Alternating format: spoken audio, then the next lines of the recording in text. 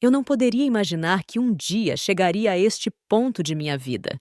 Me esconder dentro de um carro alugado, estacionado em uma rua estreita e quase deserta, na tentativa de descobrir uma verdade dolorosa. Eu, Mara, que cresci acreditando que amor e força de vontade poderiam vencer qualquer barreira, encontro-me agora tomada por sentimentos que misturam ira, tristeza, determinação e um estranho senso de liberdade. Aos 30 anos de idade, eu carrego em cada ruga antecipada do rosto o peso de uma vida de luta. E por mais que eu quisesse fugir das marcas que o tempo me deixou, ele me lembra a cada olhar no espelho que minha trajetória nunca foi fácil. Hoje, porém, sinto que uma nova página está prestes a ser escrita na minha história. Um capítulo que, se houver algum tipo de justiça, culminará em uma vitória que eu mal consigo antever. Não há café, não há encontros beneficentes, não há escândalos financeiros ao redor. O que existe é apenas uma determinação firme que se originou na menina que cresceu entre escombros e fome, e que agora, mesmo vivendo em circunstâncias difíceis, recusa-se a permanecer na ignorância a respeito do homem com quem se casou. Meu marido se chama Luciano, e eu acreditei por muitos anos que ele havia sido a minha salvação. Mas, no fundo, eu sempre soube que a história seria mais complexa do que um simples conto de fadas. Para que eu conte em detalhes como cheguei até este beco mal iluminado, aguardando o próximo movimento de um homem que beira a frieza absoluta, preciso voltar no tempo. Sim, é necessário regressar à época em que meu corpo ainda era de criança, mas minha mente já lutava diariamente contra a fome. Nasci nos subúrbios de San Diego, em um bairro onde o asfalto era escasso e a violência crescente. Minha mãe, Isabel, foi meu porto seguro durante os primeiros anos de vida, embora sua saúde sempre estivesse carregada de um prenúncio silencioso. Ela foi diagnosticada tardiamente com câncer no ovário e, sem acesso à quimioterapia digna, definhou diante dos meus olhos, dia após dia. Eu tinha apenas 8 anos quando presenciei minha mãe conversando com enfermeiros cansados em um hospital público, onde a frieza das macas e a impessoalidade dos corredores ofuscavam qualquer traço de esperança. Ali, ela se despediu do pouco que possuía, e eu, na ingenuidade de meus 8 anos, nem mesmo sabia como reagir. Quando o diagnóstico finalmente veio, era tarde demais para qualquer procedimento. Lembro-me de ficar ao lado dela, no que deveria ser nosso pequeno cômodo de aluguel, mas que mais parecia um canto úmido, sem luz, sem aconchego. Ela apertava a minha mão com suavidade e, às vezes, em meio às dores que lhe tomavam o corpo, sussurrava orações em voz baixa, como se a fé fosse de fato sua única chama. Eu, acuada, desejava um milagre. Aos 8 anos, comecei a frequentar as ruas, não por curiosidade ou rebeldia infantil, mas pela absoluta necessidade de sobreviver. Catava fios de cobre, papelões rasgados, garrafas velhas, qualquer coisa que pudesse render alguns trocados para ao menos tentar comprar alimentos. Às vezes, eu encontrava algum saco preto encostado a um muro e corria desesperada, com medo que outras crianças ou mesmo ratos chegassem antes de mim. E normalmente, eu era obrigada a disputar os restos com animais famintos. A fome torna as pessoas feras, faz com que a racionalidade e o pudor social percam lugar para uma pulsação primitiva. Então, enquanto outras crianças iam para a escola, eu carregava meu saco de nylon e atravessava as ruas de terra batida, tentando encher a barriga e, quem sabe, levar algum resíduo de comida para minha mãe, Isabel, que, já bastante debilitada, ficava quase o dia inteiro deitada sobre panos velhos, lutando contra a dor. Não havia luxo que eu conhecesse nessa fase. Banho, para mim, era artigo raro. Nem todos os dias tinha sabonete. Em certas semanas, se chovesse, eu aproveitava para me lavar com a água que acumulava em goteiras ou em latões velhos encostados no quintal de algum vizinho de bom coração. Havia, porém, mais escárnio que compaixão naquelas redondezas. Eu ouvia piadas, chacotas. Olha a fedida pegando lixo! E ela vai morrer sozinha, essa pobrezinha! Eram palavras que, ainda criança, eu entendia pouco, mas doíam muito. Lembro que, ocasionalmente, numa mistura confusa de dor e raiva, eu me perguntava se todos os seres humanos não poderiam ser um pouco mais amáveis. Houve vezes em que minha mãe tentava dividir o seu pouquíssimo alimento comigo. Eram dias nos quais eu a via chorar baixinho, pedindo a Deus que lhe desse forças para me ajudar. Mas a saúde dela se deteriorava e, aos poucos, eu fui entendendo que seria preciso me virar sozinha quase que por completo. Com 9 anos de idade, eu já era praticamente alfabetizada pela dureza da vida, porém não sabia ler e escrever. Minha alfabetização formal surgiu bem mais tarde, quando eu conheci uma professora voluntária que passou por nossa rua e se compadeceu do meu estado, enxergando em mim algo que nem eu mesma entendia: curiosidade e inteligência inatas. Ela se chamava Raquel. Eu retive bem seu rosto, com a pele esbranquiçada marcada de sol, e o jeito doce como me perguntava se eu queria aprender letras. Eu disse que sim, sem muito entusiasmo, mas apenas porque achei que ela pudesse me oferecer algum alimento. Quando descobri que não tinha lanche, fiquei decepcionada de começo, mas curiosamente, perseverei nos estudos que ela me propôs. Em 4 meses, eu já lia e escrevia. Não havia caderno decente, mas um punhado de folhas amafanhadas que ela conseguia me dar. E ainda assim eu aproveitava cada segundo, pois descobri o quão fascinante era decifrar palavras, compreender histórias, mergulhar em novos mundos. Minha mãe ainda vivia, mas já se encontrava em estado muito frágil. Quando completei 16 anos, ela precisou ser hospitalizada de forma emergencial. O câncer se alastrou pelas entranhas de seu corpo e o hospital público não tinha recursos para oferecer a ela um tratamento intensivo. Aos 17, segurei sua mão enquanto os médicos pediam que eu saísse da sala para que pudessem realizar procedimentos paliativos. Eu me recusei. Entrei, fiquei ao lado dela e tentei rezar, como a ouvira fazer tantas vezes. Ela faleceu num fim de tarde de um sábado qualquer. Com os olhos vazios, permaneci ao lado de seu corpo por mais alguns instantes, na esperança infantil de que ela chamasse meu nome. Mas não houve despedida. Ela se foi e deixava para trás uma filha adolescente, solitária, sem qualquer estrutura, sem amparo, sem teto. Naquele instante, eu sabia que tudo mudaria. E mudou. A partir disso, mergulhei em subempregos para garantir ao menos meu sustento. Ouvia comentários maldosos pelas ruas. Lá vai a derrotada. Essa aí nasceu para ser lixo. Essas palavras se imprimiam no meu peito. Contudo, eu me apegava às lembranças de minha mãe, Isabel, e à minha recém-descoberta paixão pelos pequenos retalhos de conhecimento que eu pudera absorver. Embora eu não tivesse meios de frequentar uma escola regular, as rudimentares lições que a professora Raquel me dera me abriram um vislumbre de luz. De tempos em tempos, eu participava de pequenas aulas comunitárias, mas tinha que interromper o aprendizado sempre que surgia algum serviço, pois precisava de dinheiro para pagar o aluguel do barraco onde dormia. Meus dias eram árduos. Limpava fossas, carregava entulho, cuidava de idosos para ganhar uns poucos trocados. Era comum, de noite, eu chorar abraçada a um travesseiro imundo, perguntando à vida por que eu não merecia um descanso ou algo minimamente melhor. Passei vários invernos adoecida, mas não podia pagar um médico. Não conseguia nem saber o que era um dentista. Quando se vive em tal miséria, o fato de estar respirando e andando já é quase um privilégio. Entretanto, algo dentro de mim se recusava a aceitar aquele destino de forma conformada. Havia uma voz que me dizia: "Resista, Mara. Você é capaz de algo mais." Eu tinha 22 anos quando, numa tarde nublada, minha história tomou um rumo que me pareceu promissor. Mas, na realidade, apresentava uma armadilha que eu só desvendaria muito tempo depois.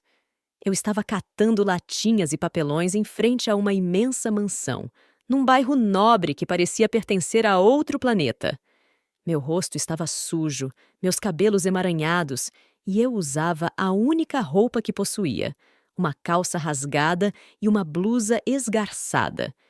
Eis que um carro importado parou ao meu lado, e de dentro dele desceu um homem com cabelos arrumados e camisa perfeitamente engomada. Ele se aproximou e perguntou se eu queria água. Fiquei sem reação.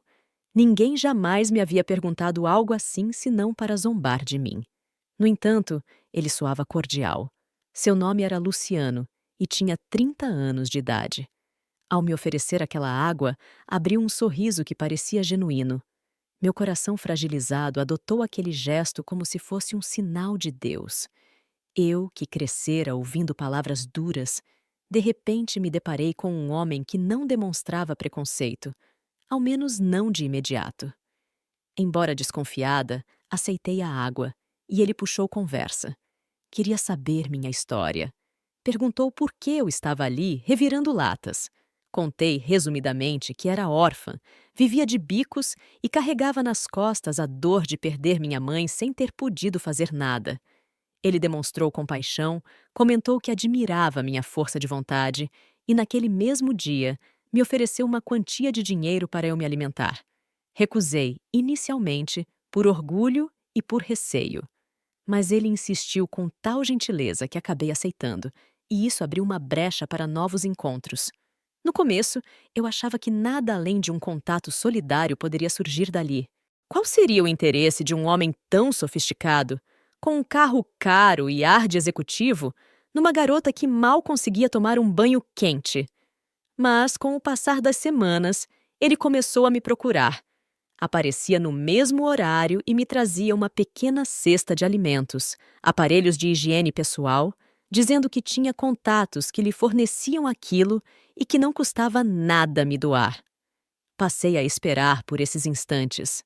Pela primeira vez, eu me sentia vista como alguém mais que um pedaço de lixo. Ele dizia chamar-se Luciano, sem abreviações. Só acenava com a cabeça quando me contava que era empresário bem-sucedido e que via potencial em mim. Falava que eu deveria me cuidar, estudar, buscar oportunidades. Apresentava-se quase como um mentor benevolente. Não demorou muito para que, em meio a esse ciclo, eu fosse seduzida pelas palavras doces dele. Uma tarde, ele me chamou para entrar em seu carro. Eu hesitei, mas a curiosidade e a esperança falaram mais alto. Conversamos sobre a vida e ele me levou, sem aviso, a uma loja de roupas. A ideia dele era me dar roupas novas. Eu estava constrangida, mas também desejosa de me ver limpa, apresentável e principalmente de ser tratada com respeito. Ele pagou um vestido simples, mas muito bonito, e me olhou com admiração. Me disse sem rodeios que havia se apaixonado por mim. Embora eu tivesse consciência de que era tudo muito rápido, meu coração de jovem carente se encheu de um calor inexplicável. Depois disso, passamos a nos encontrar com mais frequência. Eu deixei de catar latinhas e comecei a cuidar da casa dele. Isso ocorreu naturalmente. Ele disse que precisava de uma empregada de confiança, e eu, mesmo sem experiência, agarrei a chance. Ainda que eu não quisesse me sentir comprada, não pude negar como aquele salário mensal que ele oferecia quase sem pestanejar mudava minha vida. Em pouco tempo, tornei-me íntima dele, e as brincadeiras e insinuações amorosas se intensificaram. Meses depois, tornou-se oficial. Começamos a namorar. Eu pensava ter encontrado uma espécie de príncipe. Ele me levava a lugares que eu nunca havia visto, me mostrava uma vida confortável ao seu lado. Mas, estranhamente, não falava muito de si. Evitava comentar sobre os próprios amigos e familiares, e eu, por ignorância e empolgação, não questionava. Achava que, com o tempo, nós iríamos nos abrir mais. Cada migalha de carinho que ele me oferecia parecia suficiente para curar as feridas do meu passado. 10 meses depois de começarmos a namorar, ele me pediu em casamento. Eu tinha 23 anos. Disse a mim mesma que aquilo era o mais próximo de um milagre que eu poderia viver. Acreditei que aquela proposta tão ligeira Era um sinal de que o universo havia finalmente olhado para mim com afeto. Não quis enxergar possíveis sinais de alerta que porventura estivessem espalhados pelos cantos. Nossos dias pareciam um cenário romântico, desde que eu não fizesse perguntas inconvenientes. Ele era generoso, mas eu percebia que havia algo de manipulador em suas atitudes. Ele ditava regras. Queria saber com quem eu falava, onde eu ia, e achava graça em me colocar numa posição de dependência. Contudo, naquele momento, poucas coisas chamavam minha atenção. Simplesmente me deixei levar por aquela fantasia de resgate. Casamos em uma cerimônia modesta, com uns poucos conhecidos dele. Eu não tinha família para convidar, tampouco amigos íntimos. Minha mãe já havia partido, e as pessoas que me conheciam desde a infância não tiveram tempo de criar laços de amizade verdadeira. Era como se eu fosse uma nômade emocional, sem muitas raízes. Depois do casamento, vieram alguns meses que considero uma lua de mel eterna. Ele me prometia viagens, me vestia com roupas novas, me dava pequenos presentes. Eu vivia em um permanente estado de fascinação, mas também de desconforto, pois não me reconhecia naquela vida. Tudo era tão diferente do que eu experimentara durante a infância. Lembro-me de que, às vezes, eu sonhava que estava de volta às ruas, catando latas. Acordava assustada, mas encontrava aquele homem ao meu lado, praticamente me dizendo que agora eu estava protegida. Com a convivência diária, notei que ele possuía uma frieza inquietante. Era gentil quando queria, mas no momento seguinte poderia soltar comentários duros, como se me lembrasse permanentemente que eu dependia dele. Você veio da lama, ele dizia em tom de brincadeira, mas com um lampejo de menosprezo nos olhos. Eu, insegura, apenas sorria sem graça e guardava aquelas palavras dentro de mim, sem ter forças para debater. Em vez de confrontá-lo, eu preferia acreditar que ele tinha apenas um jeito rude de expressar afeto. Talvez essa tenha sido uma das piores ilusões em que me permiti mergulhar. O tempo passou e meu marido almejava status e admiração. Ele gostava de me exibir, como se eu fosse um troféu que mostrava a sua bondade e capacidade de moldar uma mulher antes miserável em algo vistoso. Eu não percebia de imediato como isso me diminuía, mas pouco a pouco fui sentindo no peito uma pontada de melancolia. Ele justificava as ausências constantes com compromissos inadiáveis. Dizia que precisava trabalhar até tarde. Por vezes chegava com um cheiro de perfume barato, mas eu, naquele estágio, preferia ignorar. Eu pensava, ele é meu porto seguro, não posso duvidar dele. Mesmo assim, o desconforto aumentava, pois algo na sua postura não me inspirava verdadeiramente confiança. Quando completei 28 anos, comecei a ter crises de ansiedade que me deixavam trêmula. Eu chorava sem motivo aparente. Lembrava da minha mãe, da sua morte, de minha infância de privações. Luciana, a professora voluntária, já estavam distantes na minha mente, mas aquele legado de quem me ajudou a ler persistia em mim. Eu sabia, no fundo, que a leitura e a escrita poderiam me libertar, mas eu me encontrava presa a obrigações domésticas e a uma relação com Luciano que me sufocava, embora eu não quisesse admitir. Ele era o homem que havia me salvado, e eu sentia culpa por questionar essa suposta salvação. Com 30 anos, comecei a notar que ele passava mais tempo fora de casa. Algumas situações me intrigaram. Ligações que ele desligava bruscamente assim que eu entrava no cômodo, roupas com marcas que não identifiquei, conversas incompletas. Passei a desconfiar de traição, mas não tinha provas. Meu passado de abandono me fez evitar confrontos, pois eu era imensamente insegura. Mas algo cresceu dentro de mim, um anseio por verdade. Foi então que me veio a ideia de colocar um rastreador em seu carro. Eu não entendia muito de tecnologia, mas aprendi pesquisando em livros e perguntando a uma conhecida que mexia com informática. Ela me explicou como funcionava. Minha mão tremia ao instalar aquele dispositivo no automóvel de Luciano. O coração batia descompassado. Se eu descobrisse algo, talvez não suportasse a dor. Porém, se eu não descobrisse, Acho que enlouqueceria na incerteza.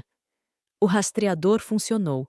Durante vários dias, acompanhei os deslocamentos dele por meio de um aplicativo rudimentar no meu celular. Ele ia ao trabalho, circulava por lugares suspeitos, mas nada muito conclusivo surgia. Entretanto, numa quarta-feira chuvosa, constatei que o carro havia parado em um motel. A minha coluna se gelou. Era a prova de que minha intuição estava correta. Eu me sentei no chão da cozinha, atônita, pensando: ele está lá com outra pessoa. Estava em choque, mas ao mesmo tempo algo maior me impulsionou a querer ver com meus próprios olhos. Dirigi-me até um ponto de aluguel de carros, pois precisava chegar ao motel discretamente. Não havia ninguém para me apoiar, ninguém para conversar. Eu, Mara, estava sozinha, como sempre estive. Me escondi nas proximidades do motel, estacionando o veículo alugado em uma rua lateral pouco iluminada. Esperei. Finalmente, vi o carro de Luciano parado na entrada, confirmando a localização exata que o rastreador indicava. A chuva persistia e eu podia ouvir o barulho fino das gotas no teto do carro. Meu coração pulsava forte demais. A raiva me dominava, mas também o medo. Queria fugir, mas minha dignidade reclamava, exigia que eu enfrentasse aquela realidade de frente, do mesmo jeito que enfrentei as ruas quando criança. Desci do carro, abri meu guarda-chuva e, com passos cautelosos, me aproximei do motel. Para meu alívio, ninguém me notou entrar. O lugar era discreto. Os funcionários nem sequer me olharam com atenção. Nos corredores, senti o cheiro inconfundível de perfumes baratos misturados à umidade do ambiente. Cada passo me trazia a lembrança de que eu vivia na infância entre lama e esgoto, mas agora era como se eu estivesse pisando nas sobras podres de um relacionamento que jurava ser de amor. Com buscas silenciosas pelos números das portas, finalmente encontrei aquele que eu desconfiava ser o quarto onde meu marido estava. Colei o ouvido na porta. Minhas mãos tremiam. Ouvia-se risos abafados, a voz de uma mulher zombeteira e a resposta de um homem que, para meu terror, reconheci de imediato. Eram as vozes de Luciano e sua amante. Meus olhos lacrimejavam, mas precisei engolir o choro para continuar escutando. Com o coração fragmentado, ouvi a amante dizer: "A sua esposa é tão chata, que bom que você a engana." E ele respondeu: "Ela é um peso." Essas palavras foram piores que um soco. Quase caí de joelhos. Parecia que parte do meu passado emergia, lembrando-me dos insultos que sofri, de como diziam que eu era lixo, derrotada e tudo mais. E agora vinha de quem eu considerava o amor da minha vida. Respirei fundo, lembrando da minha mãe e da força que, um dia, me manteve viva. Ouvi um ruído no corredor. Achei que fosse alguém chegando. Tive um impulso de recuar, mas, ao mesmo tempo, sentia a necessidade incontrolável de encarar aquele momento.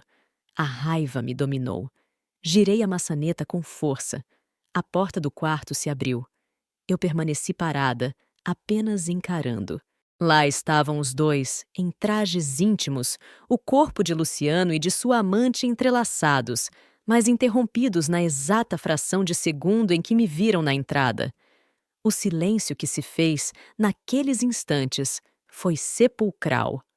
Luciano me olhava em choque, e a amante detinha um sorriso congelado, incapaz de reagir. O olhar que trocamos selou algo irreversível. Eu sabia que, a partir dali, não haveria volta. Mas essa história, como vinha a descobrir, não envolve uma reviravolta de reconciliação ou arrependimento da parte de meus antagonistas. Não. Luciano e a amante, Regina, eram inimigos declarados da minha dignidade e se mostrariam ainda mais cruéis ao longo dos dias que se sucederam. Eu saí do quarto antes de fazer qualquer cena, pois sentia que minha alma estava em frangalhos. Eu, no entanto, não contava que eles fossem me perseguir, insultar e tentar me humilhar até o final. Minha vitória só viria após um longo trajeto de confrontos e angústias.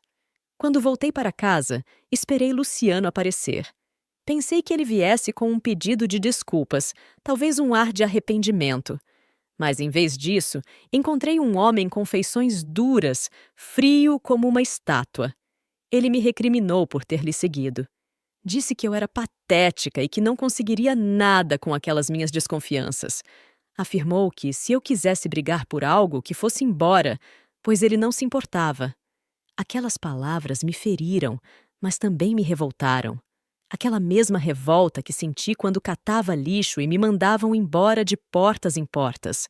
O olhar de desprezo no rosto de Luciano me lembrava as pessoas cruéis que eu conheci nas ruas, e pela primeira vez pensei firmemente em reagir de maneira categórica, mas ainda não me sentia pronta. Nos dias seguintes, ele começou a dormir fora de casa sem disfarçar. A amante, Regina, não se privava de me mandar mensagens anônimas. Em todas elas, ela me desprezava, zombava da minha história de vida, dizendo que eu nunca me igualaria a ela. Eu não entendia como essa mulher, que me era estranha, podia nutrir tanta raiva de mim. Ela sabia que Luciano era casado comigo, mas se vangloriava de ter me roubado o marido. Parecia sentir prazer em me afundar ainda mais. E eu, confusa, revivia lembranças de abandono e humilhação, praticamente neutralizada por uma dor antiga, misturada à dor recente da traição. Ainda assim, não estava disposta a desistir tão facilmente. Eu procurava me manter em pé, mas me via sendo atacada por todos os lados. Luciano, antes de sair definitivamente de casa, chegou a jogar na minha cara que a casa onde vivíamos estava no nome dele, que eu não possuía nada ali. Chegou a me chamar de parasita, dizendo que eu deveria agradecer pela suposta salvação que ele me proporcionou ao me tirar das ruas. Foi assim que entendi, de uma vez por todas, que ele jamais me amou de verdade. Eu era apenas uma peça no tabuleiro dele. A ingenuidade que me restava se despedaçou ali. Fui confrontada pelos olhares de quem um dia achei que me ofereceria proteção, mas que, na verdade, estava disposto a passar por cima de mim como se eu fosse um objeto descartável. A vida se tornava insuportável naquele ambiente. Ele começou a trazer Regina para zombar de mim, mesmo sem ela entrar na casa. Vi pelas janelas, em algumas noites, o carro dele parado na rua, e lá estavam os dois, rindo. Eu chorava baixinho, engasgando-me com a tristeza. Pensei em pegar minhas coisas e sair sem rumo. Mas uma parte de mim não queria fugir. Afinal, por que eu, que havia sofrido tanto, que havia suado para sobreviver, deveria agora me abandonar mais uma vez? Por que eu deveria me calar perante a crueldade deles? Não, eu me recusava. O primeiro passo que tomei foi arrumar um emprego.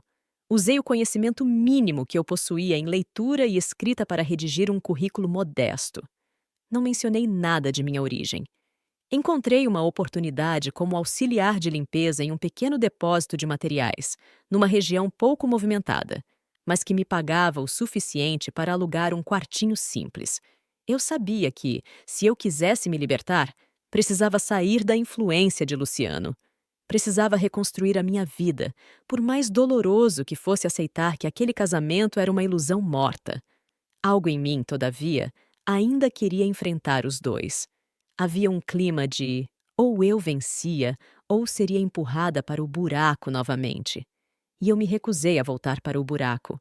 Ao mesmo tempo em que comecei a trabalhar, tentei buscar ajuda emocional. Não tinha condições de pagar por um terapeuta profissional. Então, recorri à leitura. Voltei a ler, comprei livros baratos em sebos e mergulhei em histórias de pessoas que, assim como eu, lutaram para vencer adversidades. Foi como um banho de força. Por mais que a dor me consumisse, eu entendia que precisava me apoiar no pouquíssimo que ainda possuía, a minha determinação e a sede por renovação. O desejo de não deixar que eles me esmagassem me movia. A humilhação, porém, seguiu firme. Num desses dias, quando voltei do meu novo trabalho, encontrei Regina na porta da casa, esperando por mim. Eu não entendia como ela teve a audácia de ir até lá sem Luciano. Antes que eu passasse, ela me abordou de maneira hostil, me xingando. Disse que eu não passava de uma miserável, que nunca teria o valor de uma mulher de verdade e que Luciano a amava porque ela era superior, enquanto eu era apenas um peso. As mesmas palavras que escutei naquela noite do motel. Senti uma fúria tão grande que por alguns segundos considerei bater nela, mas segurei o impulso. Ela notou minha hesitação e me chamou de covarde. Disse que iria me perseguir até eu sumir dali, que eu não tinha lugar nenhum no mundo. Aquela fala ecoou como um trágico lembrete de todos os meus anos nas ruas.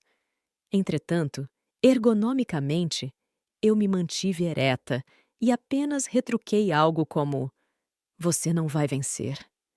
Enquanto proferia isso, minha voz tremeu, mas meus olhos deixaram claro que eu estava disposta a lutar até o último fôlego. E foi assim que comecei a planejar minha saída definitiva daquela casa. Esperei o dia em que Luciano estivesse ausente. Então juntei minhas roupas, meus objetos pessoais e coloquei tudo numas sacolas. Não havia muita coisa a levar, mas tudo o que era meu carregava valor sentimental. Só não pude levar a recordação mais valiosa, a última fotografia que tinha com minha mãe, que, quando percebi, havia sumido. Desconfio que Luciano a tenha destruído por crueldade ou simplesmente atirado em algum lixo, pois ele sabia o quanto aquela foto significava para mim. Aquilo me fez chorar amargamente. Contudo, se há algo que aprendi ao longo dos dissabores da vida, é que a lembrança de um ente querido não se resume a uma fotografia. Minha mãe, Isabel, sempre estaria viva em meu coração, independente de qualquer retrato físico. Consegui alugar um quartinho simples, sem precisar de avalistas. O dono era um senhor que não perguntou muito, apenas aceitou o valor de entrada que eu havia juntado com o salário inicial de auxiliar de limpeza. Ali, sem móveis, dormi no chão, mas dormi em paz por alguns instantes, ao menos sem ter que dividir espaço com o homem que me traíra e que profundamente me desprezava. Não desisti de enfrentar Luciano, pois eu sabia que ele ainda inspirava medo em mim. E havia o divórcio. Eu queria me divorciar, mas também temia que ele usasse sua frieza e influência para me deixar na miséria absoluta. Mesmo assim, já não havia volta. Precisava levar esse processo adiante, sem olhar para trás. Busquei orientação em livros, vi como funcionava um pedido de divórcio e fui à Defensoria Pública, tudo escrito por extenso nos formulários, pois os atendentes explicaram que eu precisava detalhar fatos. Não invoquei escândalos de qualquer natureza, apenas deixei claro que o casamento estava insustentável e que Luciano se relacionava abertamente com Regina. Dali em diante, começou um período turbulento. Luciano me vigiava. Recebi ligações anônimas ameaçadoras. Na rua, às vezes, via mulheres rindo de mim, como se Regina estivesse espalhando boatos. Dentre as maldades que surgiam, diziam que eu era uma fraude, que eu tinha armadilhas para arruinar os homens e que tinha planejado seduzir Luciano desde o começo. Quem me via não fazia ideia do tamanho do meu sofrimento, do quão desamparada eu me achava. Entretanto, dentro de mim, uma chama se acendia. Era a mesma força que um dia me manteve viva em meio à fome. A mesma força que me levou a aprender a ler e escrever em questão de meses. A cada noite, eu me lembrava das orações baixas que minha mãe fazia. Eu me lembrava de como ela confiava que o universo, de alguma forma, sustentava os humildes. Então, eu reunia os cacos de coragem que ainda me restavam e decidia continuar lutando. As audiências para o divórcio se mostraram cansativas. Ele contratou advogados que tentaram me pintar como oportunista. Disseram que eu estava tentando tirar vantagem de um homem que me acolheu. Aquilo me doía, mas eu não recuei. Contei a verdade, detalhei o que havia passado, sem, no entanto, difamá-lo com situações que eu não pudesse provar. Mantive a tranquilidade quase robótica, pois se eu chorasse, eles interpretariam como manipulação. Não foi simples. Assentada na cadeira do tribunal, com as pernas trêmulas, eu evocava minha resiliência de adolescente, recordando de como eu respirava fundo para catar latinhas, mesmo estando sem forças. Repetia mentalmente: eu posso, eu consigo, eu não vou fugir. Meus antagonistas, Luciano e Regina, persistiam. Não havia arrependimento ou compaixão neles. Toda vez que tentavam me intimidar, eu percebia que o objetivo era me ver destruída, me ver largando tudo. Eles eram capazes de insultos cruéis, lembrando minhas origens nas ruas. Só que, a essa altura, ao invés de envergonhar-me, essa mesma origem se tornara minha couraça. Eu me via em pé, desafiante, pensando: vocês não sabem do que sou capaz. Eu sobrevivi à fome, a doenças, a humilhações incessantes durante toda a minha vida. O que vocês fazem comigo agora não é pior do que tudo o que já encarei. Enquanto aguardava o desenrolar jurídico, eu prosseguia trabalhando no depósito de materiais. Minha rotina era árdua e solitária, mas, aos poucos, fiz amizade com algumas colegas. Uma delas, Sara, se tornou uma espécie de confidente temporária. Embora eu tivesse medo de confiar totalmente em alguém, pois as cicatrizes do passado me tornaram cautelosa, ela me inspirava a algo semelhante à fraternidade. Era uma moça simples, assim como eu, e embora eu não revelasse segredos a ela, seus pequenos gestos de solidariedade me ajudavam a suportar cada dia. Um café solúvel que me oferecia, sem que a gente se sentasse num local público, apenas lá mesmo nos fundos do depósito, um abraço silencioso quando me via chorar. Ela não me fazia perguntas, apenas me fazia companhia, e isto foi valioso. Mesmo com esse conforto parcial, a pressão dos meus antagonistas continuava. Houve um episódio em que Regina apareceu no meu local de trabalho, aos berros, dizendo a todos que eu era uma mulher suja, que havia trapaceado para agarrar Luciano e agora queria arrancar dele algum dinheiro no divórcio. Senti meu rosto arder, pois meus colegas me olhavam sem entender. O encarregado do depósito pediu que ela se retirasse, mas, antes de ir embora, ela fez questão de cuspir ofensas que me relembraram do que já ouvi quando criança. Meu corpo inteiro tremia. No entanto, sentindo a pulsação da indignação, busquei em meu interior uma postura firme e tentei não reagir com violência. Assim que Regina se foi, precisei de alguns minutos sozinha para recobrar meus sentidos. Eu repetia, baixinho: eles não vão me derrubar. Nas semanas seguintes, surgiu um fato que representou uma virada decisiva.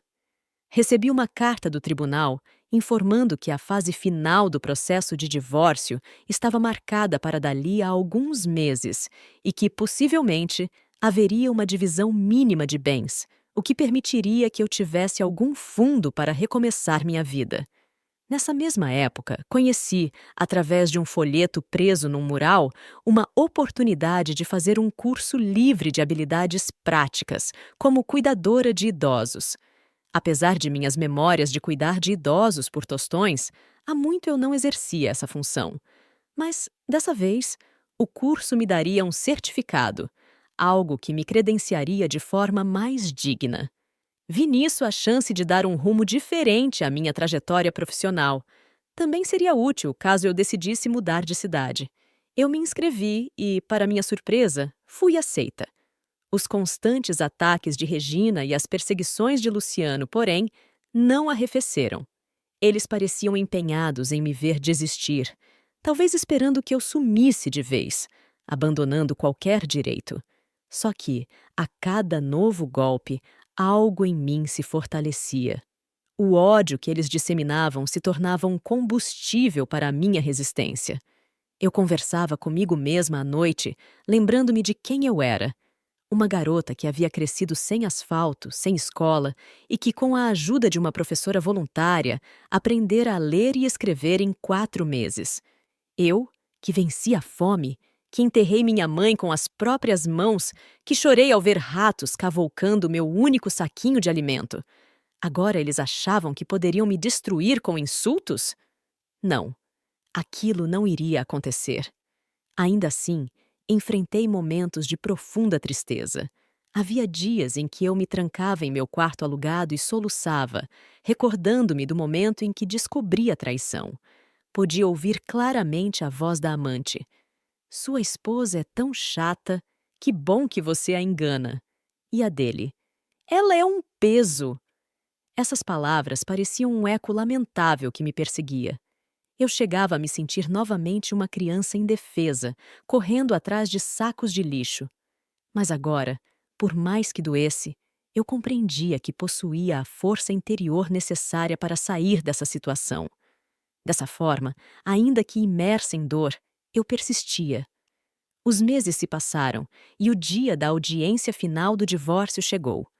No tribunal, eu me deparei com os dois. Regina exibia um sorriso de superioridade, escorando-se nas costas de Luciano, que mantinha uma expressão gélida. Eu vestia roupas simples, mas limpas, com o cabelo amarrado num coque. Sentia o estômago embrulhado. A sessão começou com o juiz, um homem de voz grave, perguntando as questões de praxe. Houve tentativas dos advogados de Luciano de me difamar, mas apresentei fatos concretos, ainda que poucos. Expliquei que eu não tinha bens, que não buscava enriquecimento, apenas queria encerrar o matrimônio e receber aquilo que, pela lei, me cabia. No fim, o juiz pareceu sensível à minha situação. Determinou o divórcio e uma partilha minoritária, mas suficiente para que eu pudesse recomeçar. Ao escutar a sentença, senti uma mistura de alívio e vontade de chorar. Meus antagonistas me lançaram olhares de fúria, como se não acreditassem que tivessem perdido, ainda que minimamente, pois estavam certos de que me fariam sair de mãos abanando, com a mesma miséria que julgaram que eu sempre carregaria. Mas não. Apesar de toda a dor naquela data, eu venci o primeiro grande embate contra eles. Ainda faltava, contudo, lidar com a retaliação de Luciano e Regina. Assim que deixei o tribunal, eles me esperaram do lado de fora. Regina esbravejou que eu era uma aproveitadora e que, mesmo tendo ganhado esse divórcio, eu continuaria sem valor. Falou que eu não passava de uma nada.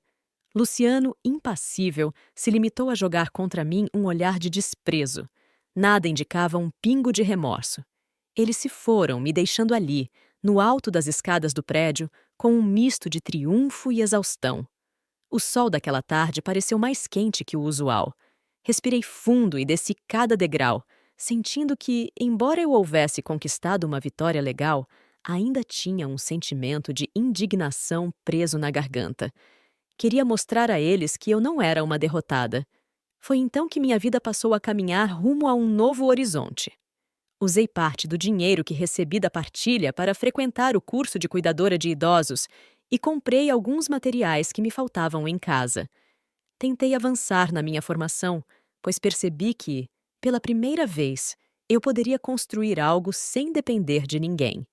Em paralelo, o trauma deixado por Luciano e Regina me visitava em forma de pesadelos, mas segui em frente.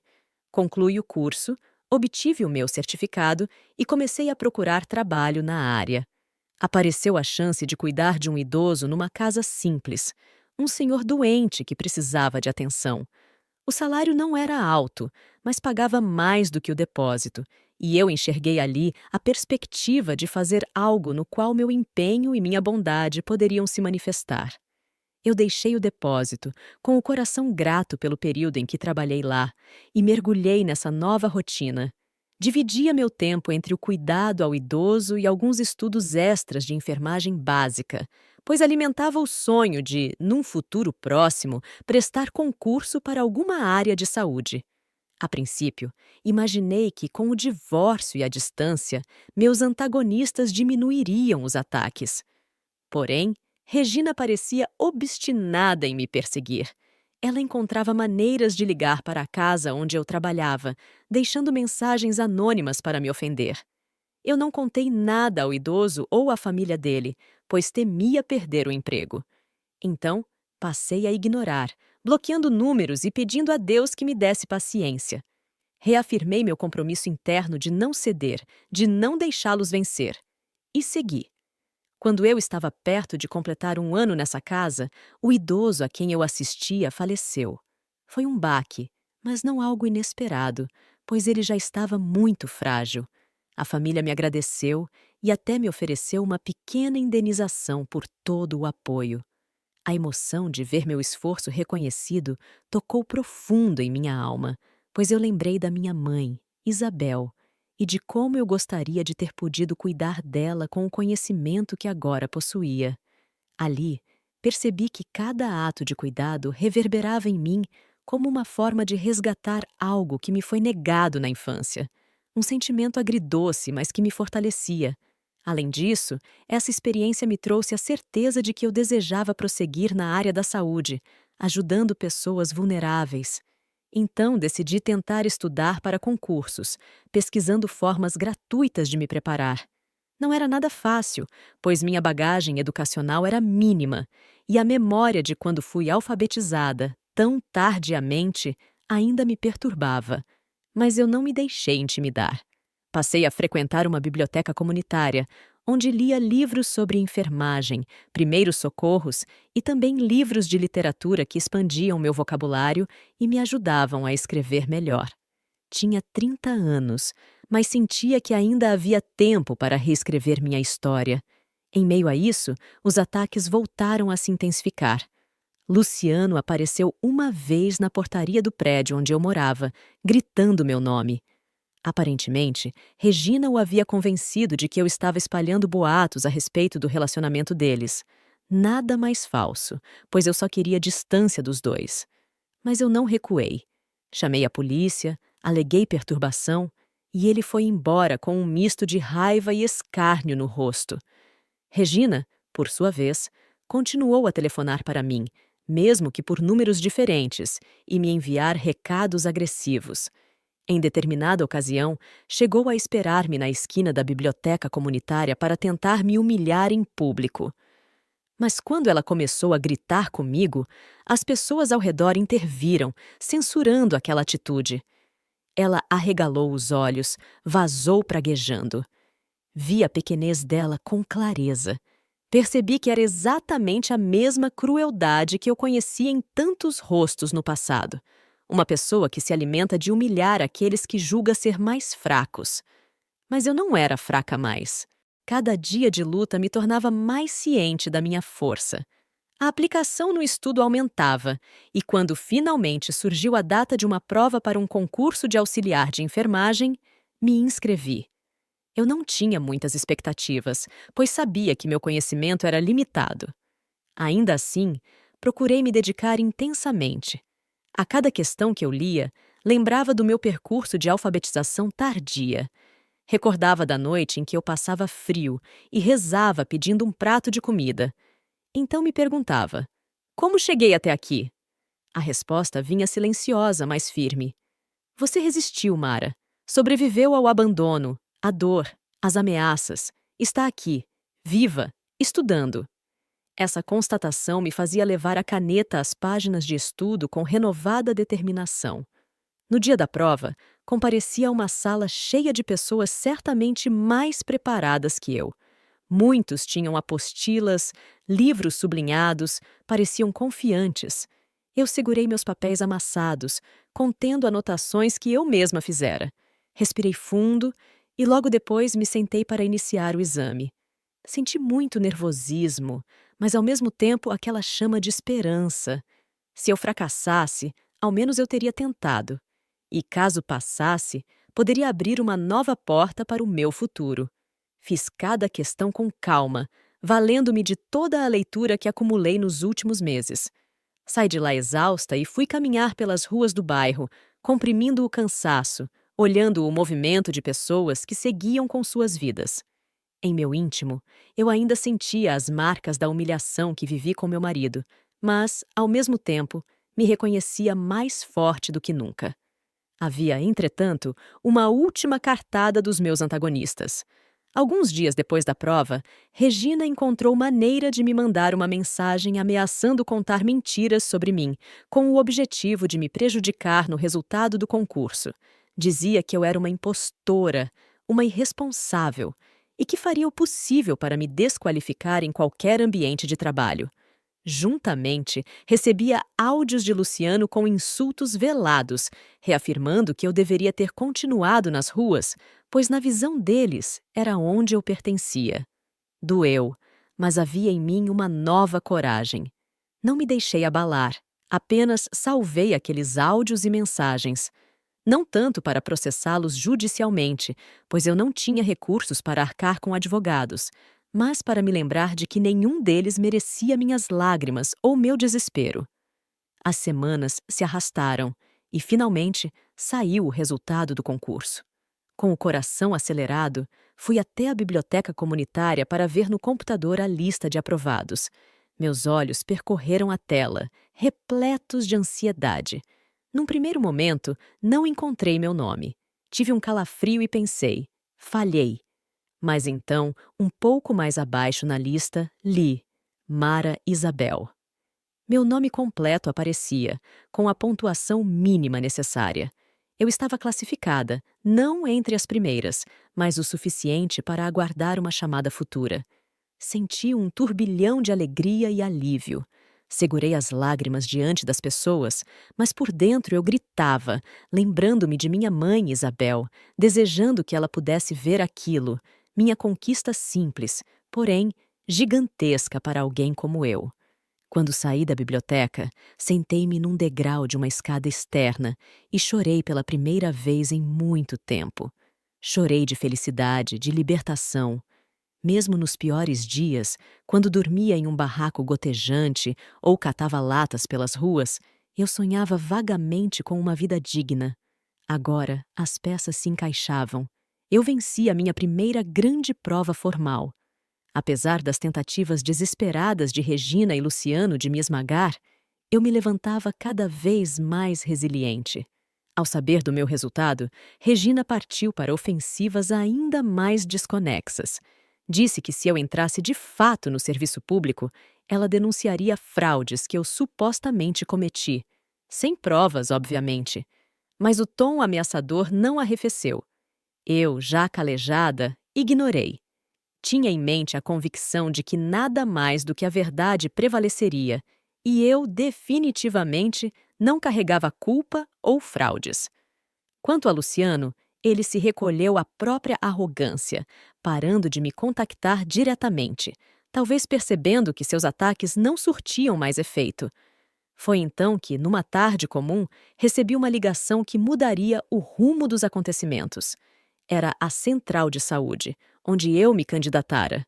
Surgira uma vaga temporária, e eu estava sendo chamada para preenchê-la. Precisavam de uma auxiliar de enfermagem para cobrir licenças e afastamentos em um hospital de médio porte.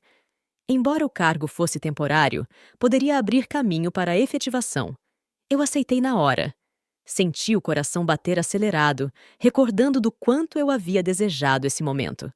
Embora não fosse a posse oficial de um concurso efetivo, já seria uma oportunidade valiosa. No mesmo dia, corri para providenciar as documentações. Enquanto caminhava pelas ruas, muitas lembranças atravessaram minha mente. Eu vi a imagem de quando era menina, recolhendo sobras de alimentos em sacos de lixo, com a barriga roncando. Vi meu casamento com Luciano e todo o brilho ilusório se desfazendo com o tempo. Lembrei do motel, das palavras cruéis, do rosto debochado de Regina. E de como um dia me disseram: "Você vai morrer sozinha e sem nada." Eu acabara de receber um chamado que representava o oposto disso. Eu já não estava sozinha. Tinha a mim mesma. Eu não estava sem nada. Tinha a minha força e uma vaga de trabalho. Foi assim que, na semana seguinte, assumi o posto de auxiliar de enfermagem temporária. A primeira vez que entrei naquele hospital de paredes claras e cheiro de antisséptico, senti um misto de temor e excitação. Eu ia lidar com pacientes, aprender ainda mais na prática e ganhar meu próprio sustento de forma honesta. Lembrei com carinho de minha mãe, Isabel, e desejei, em silêncio, que nenhuma mulher passasse pelo abandono e pela falta de tratamento adequado que ela sofreu. Se eu pudesse minimizar a dor de sequer uma pessoa, já seria algo grandioso para mim. A notícia de que eu estava trabalhando ali logo chegou aos ouvidos de Regina. talvez por meio de conhecidos em comum. Fui avisada de que ela andava dizendo que planejava me fazer uma surpresa. Certo dia, ao fim de meu expediente, eu a vi parada na porta do hospital, olhando para mim com aquele semblante maléfico que eu conhecia tão bem. Não recuei. Pisei firme e a encarei. Ela me chamou de traidora, acusou-me de roubar o ex-marido dela, mesmo que ele nunca tivesse sido meu de verdade. E em seguida, proferiu uma série de ofensas sem pé nem cabeça. No entanto, dessa vez, não houve humilhação pública. Funcionários do hospital rapidamente intervieram para que ela se retirasse. Ela saiu cuspindo o velho discurso de ódio, mas eu permaneci tranquila. Senti que a cena havia se invertido. Agora, quem estava sendo exposto era o desequilíbrio dela, não a minha suposta fraqueza. Com o tempo, fui criando laços de amizade no ambiente de trabalho. Conheci colegas que, assim como eu, vieram de diferentes contextos difíceis. Encontrei um médico, Dr. Henrique, que gostava de conversar sobre livros, e acabei me aproximando dele num nível genuinamente fraterno, sem segundas intenções. Apresentei a ele minhas anotações de estudo, e ele se prontificou a me orientar sempre que eu tivesse dúvidas. Eu jamais esqueceria a professora Raquel que me alfabetizou, e sentia que agora encontrava outras mãos estendidas que me ajudavam a prosseguir. A cada paciente que eu auxiliava, cada cuidado que eu oferecia, eu me lembrava da promessa que fiz a mim mesma. Eu vou seguir em frente, custe o que custar. Entretanto, meus antagonistas não descansaram. Regina, frustrada, convenceu Luciano a buscar formas de espalhar boatos, dizendo que eu exercia funções ilegais no hospital. Cheguei até a ser chamada pela direção para prestar esclarecimentos. Mostrei meus documentos, provas de que tudo estava regular. Falei do curso de cuidadora de idosos e de minha aprovação no concurso, mesmo que para a vaga temporária. Fui liberada sem qualquer penalidade. Aquilo demonstrava a eles que eu não seria facilmente derrubada. Ao contrário, cada golpe que eles tentavam contra mim recaía sobre eles como evidência de perseguição. Ainda assim, eu sentia pontadas de medo, pois sabia que meu emprego era temporário, e ouvi dizer que pessoas poderosas às vezes conseguem artimanhas para manipular situações. Mas me apeguei à crença de que, desta vez, a minha história tomaria outro rumo. Diferentemente de antes, quando eu dependia inteiramente de Luciano, agora eu já não precisava deles. Podia me sustentar, me proteger. A cada noite, deitada em minha cama no quartinho alugado, eu me relembrava das orações murmuradas de minha mãe, Isabel. Agradecia, baixinho, pela chance de ser útil a alguém, pela oportunidade de ser livre, e pedia força para suportar a crueldade de meus antagonistas. Prometia que iria vencer, pela memória de todos os que me humilharam e disseram que eu não iria chegar a lugar algum. Foi numa manhã qualquer, enquanto eu servia chá a um paciente idoso, que recebi um comunicado oficial informando que minha classificação no concurso subira, pois algumas pessoas à minha frente desistiram da vaga. Isso significava que eu seria efetivada, com todos os direitos e estabilidade no cargo de auxiliar de enfermagem. Meus olhos marejaram na hora, e o paciente, de semblante bondoso, me perguntou se estava tudo bem. Eu respondi com a voz embargada. Sim, está tudo bem. Por dentro vibrava.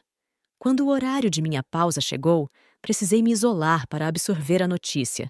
Era, sem dúvida, a maior conquista da minha vida. Eu me tornaria funcionária efetiva, tendo um futuro mais seguro pela frente, sem depender de favores. Precisaria continuar estudando para crescer na carreira, mas pelo menos meu pezinho estava fincado no chão daquele hospital público, onde eu poderia ajudar pessoas e me sustentar. Assim que eu me restabeleci da emoção, a primeira coisa que pensei foi no que meus antagonistas fariam. Sim, porque eu sabia que eles não esqueceriam de mim. Eu sabia que Regina cuspia ódio pelo simples fato de eu existir e de eu ter a audácia de não me submeter às vontades deles. Eu sabia que Luciano me desprezava e, ao mesmo tempo, sentia-se ofendido pelo fracasso de sua investida de me destruir. Uma parte de mim desejava confrontá-los de maneira definitiva. Queria dizer na cara deles que eu havia vencido, que agora o mundo não parava mais lá fora me oprimindo, mas que eu estava crescendo por mérito próprio. Porém, também me perguntei se valia a pena. Talvez fosse melhor deixar que o tempo e a distância se incumbissem de tudo. Eu só pensava, não vou deixar que eles me contaminem com seu veneno. Não tardou para que eles descobrissem a minha efetivação.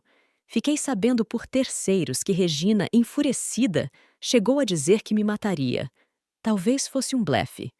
As pessoas comentaram que Luciano estava cada vez mais frio, mas que por trás dos panos planejava algo para me fazer cair. Confesso que esse rumor me assustou, pois não duvidava das maldades que ele era capaz de promover. Por precaução, falei com a administração do hospital, explicando que eu vinha sofrendo perseguição, e, em resposta, eles disponibilizaram maior vigilância na entrada. Ainda assim, eu não suspendi minha vida. Continuei trabalhando, saindo e estudando. Mas a última tentativa deles de me derrubar veio a galope. Certa noite, eu estava saindo do hospital, já havia anoitecido, e eu caminhava até o ponto de ônibus. Foi quando notei um carro se aproximar lentamente. O vidro abaixou, e por trás do volante eu vi o rosto pesado de Luciano. No banco do passageiro, a silhueta de Regina. Eles tentaram me encurralar, parando ao meu lado na rua deserta, xingando-me, dizendo que eu não merecia viver. Regina chegou a abrir a porta do carro para vir até mim, descontrolada. Tive medo e corri para longe. Apertei o passo e encontrei alguns transeuntes na esquina, o que inibiu qualquer agressão. Senti um tremor profundo, mas busquei me firmar. Pensei em acionar a polícia, mas eles fugiram antes que eu pudesse reagir. Permaneci em alerta durante as semanas seguintes, mas nenhum outro incidente ocorreu. Parecia que eles, por fim, se cansaram de tentar me abalar. E naquele momento, percebi que, mesmo se não tivessem se cansado, eu estava pronta para enfrentá-los. Eu não era mais a mesma menina vulnerável que vivia no subúrbio. Eu não era mais a esposa submissa que aceitava humilhações. Eu era Mara, uma mulher de 30 anos, marcada pela vida, mas agora dona de um emprego e da própria voz. Quando retornei ao meu quarto alugado, olhei para mim mesma no espelho. Notei as rugas e o cansaço, mas também enxerguei brilho e coragem. Falei baixinho. Você venceu, Mara. Quem esperava que eu sucumbisse precisava se decepcionar, pois eu prossegui minha trajetória. A cada dia que eu terminava o plantão no hospital, eu sentia que fazia algo útil, algo que enchia meu espírito de sentido. Comecei a sonhar acordada com a possibilidade de, em alguns anos, ingressar em uma faculdade de enfermagem. Já tinha 30 anos, mas, dentro de mim, eu sentia a presença da menina de 8 anos que catava latinhas e garrafas, me inspirando a nunca desistir. Parte de mim acreditava que esse seria o maior triunfo. Provar que não existem grilhões que possam prender para sempre quem deseja a libertação. Os meses se passaram e nada mais ouvi falar de Luciano e Regina, exceto por comentários esparsos de camadas distantes de conhecidos. Há quem dissesse que eles viviam brigando, pois ele tinha o mesmo padrão de traição com outras mulheres. Há quem falasse que Regina fora traída do mesmo jeito que um dia ajudou a trair. Não senti pena deles. Não senti regozijo. Simplesmente entendi que cada pessoa escolhe o caminho que deseja trilhar e arcar com as consequências. Como antagonistas, eles cumpriram o papel de me oprimir, mas acabaram por me ajudar a descobrir forças que eu sequer imaginava possuir. Não houve redenção ou reconciliação.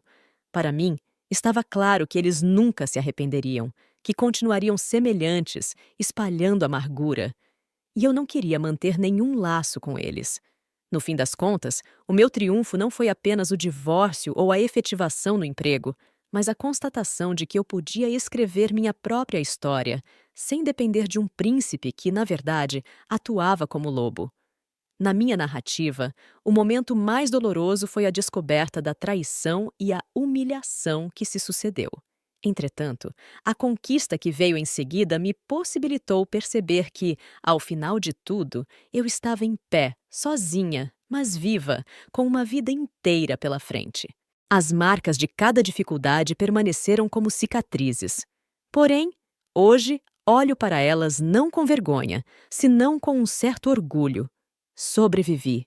Enquanto narro esta história em primeira pessoa, recordo-me de muitos detalhes que por vezes preferiria esquecer. Mas ao relembrar como eu tremia diante da porta do motel, ouvindo a amante dizer que eu era chata e Luciano respondendo que eu era um peso, sinto que transmuto essa dor em força. A menina que catava sacos de lixo cresceu. A mulher de 30 anos que entrou ingenuamente em um casamento cruzada se libertou. A vitória final chegou quando me aceitei por inteiro, compreendendo que não precisava de validação de quem vivia às minhas custas emocionais. Venci porque encontrei formas de me sustentar e de ter fé em mim, abandonando a dependência daqueles que nunca me quiseram bem. Hoje, olho para frente e vejo muitas possibilidades. Ainda enfrento desafios diários, pois minha caminhada é longa, mas sei que desde o instante em que escancarei a porta do quarto de motel, algo em mim mudou irremediavelmente. Vi ali toda a podridão do mundo de Luciano e, ao mesmo tempo, enxerguei a chance de soltar as amarras. Foi quando me dei conta de que toda a humilhação, todos os insultos, toda a voz zombeteira de Regina não passavam de ecos de um passado que já não me definia. Porque, no fim, a vitória maior não foi apenas sair do casamento, nem mesmo conquistar um emprego estável. A vitória maior foi redescobrir a mim mesma, recuperar a dignidade que tentaram roubar e despertar para o fato de que o amor verdadeiro não fere, não humilha, não oprime. Meu nome é Mara, tenho 30 anos e sim, carrego em cada ruga antecipada do rosto o peso de uma vida de luta. Contudo, essas rugas também estampam a superação, a garra de quem suportou a miséria, o abandono, a traição e ainda assim escolheu curar feridas e olhar adiante. Quando me recordo de minha mãe, Isabel, fecho os olhos e sinto o mesmo aperto de mão suave que ela me deu nas últimas horas de vida. Sei que ela gostaria de ver a filha de pé, ajudando a cuidar de enfermos, recomeçando a cada dia, sem nunca perder a esperança. E é exatamente o que eu faço. Cada etapa vencida renova a minha fé de que, se conseguimos sobreviver ao caos, somos capazes de renascer quantas vezes forem necessárias. Caminho hoje segura de mim, sem a necessidade de olhar para trás e sem o fantasma de Luciano pairando sobre meus ombros. Tenho os documentos necessários para seguir minha carreira, com um diploma de um simples curso de cuidadora, mas que simboliza o início de uma estrada que, se Deus permitir, me levará a uma formação mais completa na área de enfermagem. O hospital onde trabalho, apesar de seus corredores brancos e seus aromas de álcool hospitalar, me traz a sensação de pertencer a um propósito, algo que transcende a maldade de quem me quis ver destruída.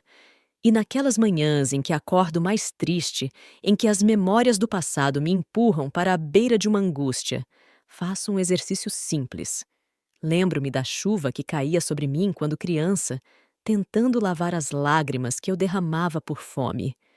Lembro-me de como eu era desprezada, muitas vezes escorraçada dos lugares como se fosse um animal sem dono. Mas também lembro de como, contra todas as probabilidades, eu continuei colocando um pé na frente do outro, catando latas para comprar o mínimo de comida, nunca desistindo por completo da vida. E agora, quando sinto a tristeza, logo na sequência vem um lampejo de orgulho, pois percebo que tudo o que já passei me transformou em alguém forte demais para ser colocado à deriva. Não, eu não precisei de escândalos financeiros, não precisei de encontros beneficentes ou reuniões em cafés, tampouco de subordinar a minha dignidade para continuar vivendo. Meu caminho é feito de persistência e da certeza de que mereço ser respeitada. As vozes que me chamaram de derrotada, que zombaram do meu cheiro, da minha roupa rota, do fato de eu vir do lixo, agora soam distantes. E se, de alguma maneira, insistem em voltar, eu tenho a sua contrapartida, As vozes das pessoas que eu ajudei, dos pacientes que me agradecem com um Deus lhe pague quando ofereço um copo de água, das colegas enfermeiras que me inspiram a estudar, e até mesmo a ecoar silenciosa da minha mãe, que me pede para não desistir nunca. Sinto-me vitoriosa, embora saiba que a vida é uma estrada sem fim. Cada capítulo vencido é uma conquista, mas novos antagonistas podem surgir. Nunca saberei o que o amanhã trará. Entretanto, hoje estou aqui, escrevendo estas palavras com a convicção de quem não se curva diante da crueldade alheia. Aprendi que a busca pela verdade e pela dignidade muitas vezes passa pela tempestade, mas é na chuva que também se dá o florescer da resistência. E dessa forma, encerro meu relato. De pé, sobrevivente, caminhando rumo a um futuro em que a menina órfã de San Diego finalmente pode escolher o seu próprio destino. Gostou do vídeo? Deixe seu like, se inscreva, ative o sininho e compartilhe. Obrigada por fazer parte da nossa comunidade. Até o próximo vídeo!